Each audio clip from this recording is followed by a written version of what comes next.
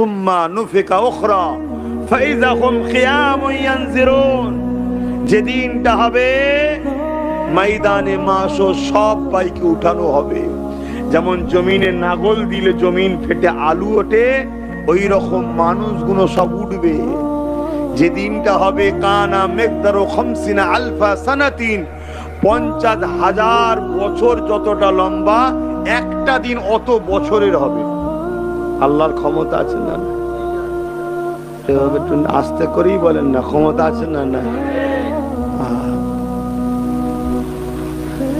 সেই আল্লাহ বা সেদিন জমিনকে,